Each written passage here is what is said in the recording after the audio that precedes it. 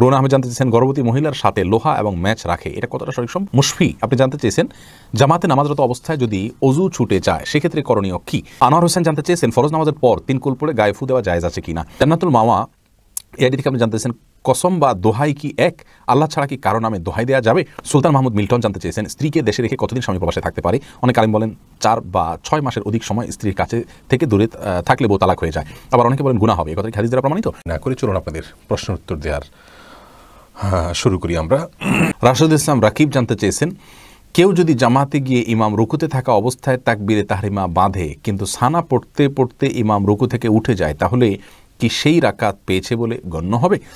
দেখুন, ইমাম রুকুতে থাকা অবস্থায় যদি তাকবীরে তাহরিমা বাঁধেন এবং ইমাম তিনি রুকুতে যাওয়ার আগেই ইমাম আপনার উঠে যান তাহলে সেক্ষেত্রে সে রাকাত পেয়েছেন বলে ধরা হবে না, কারণ তিনি ইমামকে রুকুতে গিয়ে পান নাই।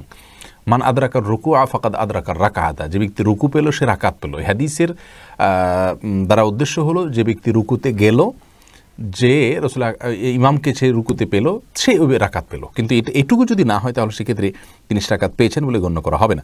জান্নাতুল মাওয়া এআইডি থেকে আপনি জানতে চেয়েছেন কসম বা দোহাই কি এক? আল্লাহ ছাড়া কি কারো নামে দোহাই দেওয়া যাবে? অনেকে পীরের দোহাই দেয়, এটা কি শিরক? আল্লাহ ছাড়া আর কারো নামে দোহাই দেওয়া যাবে না। দোহাইটা কসমের প্রকৃতির, কিন্তু যতক্ষণ পর্যন্ত কারোর নামের দোহাই না দেয়া হয়, যেমন এমনি বললো দোহাই লাগে তোমার, তাহলে সেটা শপথ হিসাবে বিবেচিত হবে না। কিন্তু কারোর নাম দিয়ে অমুকের দোহাই তমুকের দোহাই যদি বলা হয় তাহলে এটাও শপথের আপনার ক্যাটাগরিতেই পড়বে।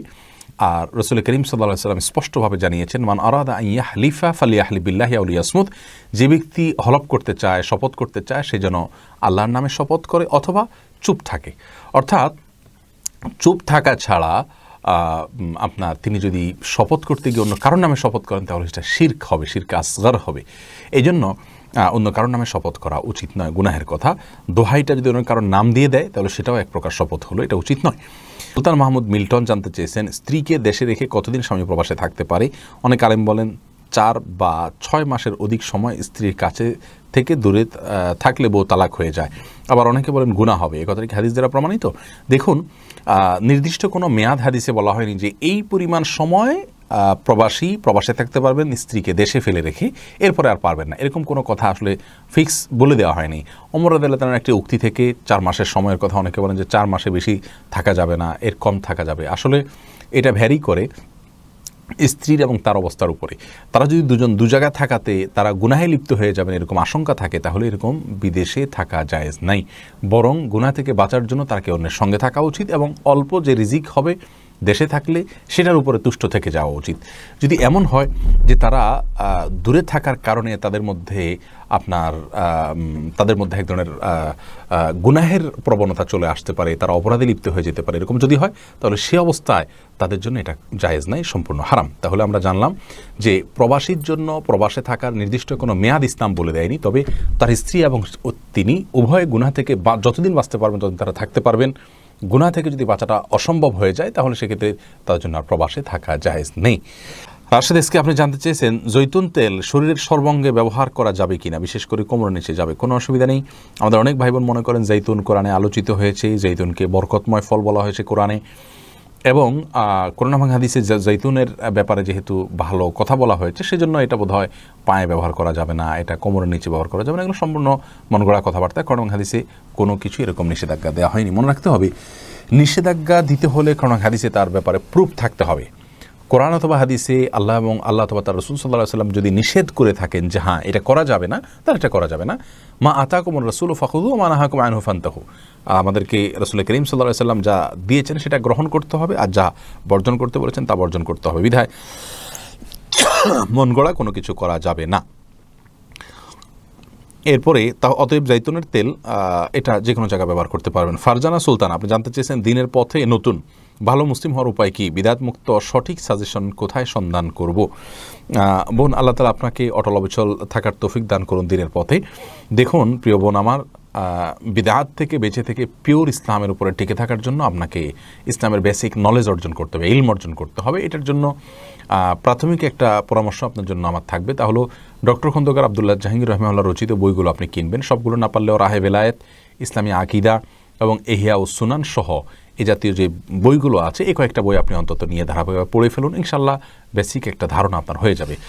সংক্ষিপ্ত সিলেবাস অথবা আপনার একজন মুসলিমের জন্য যা পড়া দরকার এই মর্মে আব্দুল্লাহ জাহাঙ্গীর রহমান একটা বই আছে, সেটাও আপনি পড়তে পারেন। পড়লে ইনশাল্লাহ মৌলিক ধারণা আপনি পেয়ে যাবেন।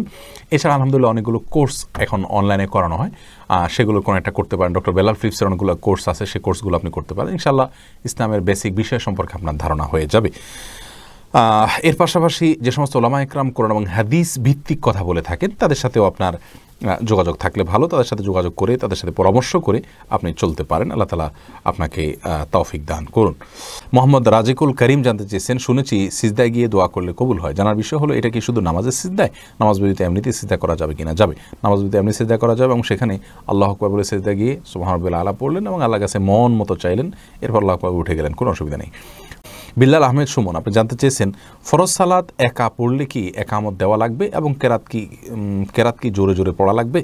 দেখুন ভাই বিলাল, ফরজ সালাত যদি একাও পড়েন সেক্ষেত্রেও আপনি আশপাশে কেউ আপনার একামত শুনে আপনার সাথে যোগ দিতে পারে, সে আশা থেকে একামত পড়ে একামত দিয়ে তারপরে রুকু সিজদার তাসবিহগুলো এই তাকবীরগুলো একটু উচ্চস্বরে পড়বেন জামাতের নিয়তে, যে আপনার সাথে কেউ যেন যোগ দিয়ে শুনে এসে। এটা হলো সুন্নাহ। যদি এটা না করেন আস্তে আস্তে পড়েন, কোনো অসুবিধা নেই, এটা আবশ্যক নয়। আনোয়ার হোসেন জানতে চেয়েছেন, ফরজ নামাজের পর 3 কুল পড়ে গায়ে ফু দেওয়া জায়েজ আছে কি না? দেখুন, 3 কুল পড়ে গায়ে ফু দেওয়ার বিষয়টি জায়েজ রয়েছে এবং হাদিস দ্বারা প্রমাণিত। আমাদের প্রিয় নবী সাল্লাল্লাহু আলাইহি সাল্লাম সকাল সন্ধ্যা বিশেষ করে রাতে 3 কুল পড়ে ফু দিয়ে শোয়া, এটা তার থেকে প্রমাণিত, বিধায় এটা করা যেতে পারে। প্রত্যেক নামাজের পরে এটা করতে বলেননি, নামাজের পরে 3 কুল একবার করে পড়তে হবে, কিন্তু পড়ে গায়ে ফু দেওয়ার নির্দেশ নাই। কিন্তু ট্রিটমেন্ট হিসাবে, চিকিৎসা হিসাবে কেউ যদি জিনের বা অন্য কোনো সমস্যাগ্রস্ত মনে করেন তাহলে সেক্ষেত্রে তিনি এটা অবশ্যই করতে পারেন ইনশাআল্লাহ বিইذনিল্লাহ, অসুবিধা নেই। রুকিয়া হিসাবে করতে পারেন, তবে সুন্নাহ নয়।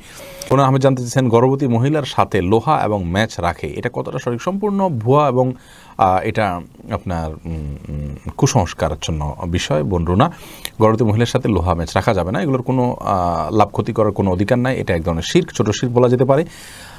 লাভ ক্ষতির মালিক আল্লাহ রাব্বুল আলামিন। বিশেষ কোনো অসুস্থতা যদি হয়, বিশেষ কিছু খেলে অসুবিধা হয়, সেটা ভিন্ন কথা।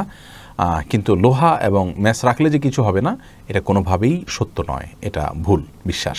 মুশফি আপনি জানতে চেয়েছেন, জামাতে নামাজরত অবস্থায় যদি অজু ছুটে যায় সেক্ষেত্রে করণীয় কি? দেখুন, জামাতে নামাজ চলাকালীন সময়ে যদি অজু ছুটে যায় তাহলে যে অবস্থায় অজু ছুটে গেছে ওই অবস্থায় গিয়ে আপনি অজু করে, যদি কারোর সাথে কথাবার্তা বলা ছাড়া জাস্ট অজু করে আবার চলে আসেন নামাজের জায়গায়, তাহলে যে জায়গাতে অজু ছুটেছে তার পরবর্তী অংশ থেকে নামাজ আপনি কন্টিনিউ করলেই চলবে। আর যদি কারোর সাথে কথাবার্তা বলে থাকেন, অন্য কোনো কাজকাম করে থাকেন, নামাজ ভঙ্গের অন্য কোনো কাজ করে থাকেন, তাহলে সেক্ষেত্রে আপনাকে ওই নামাজ আবার শুরু থেকে পড়তে হবে।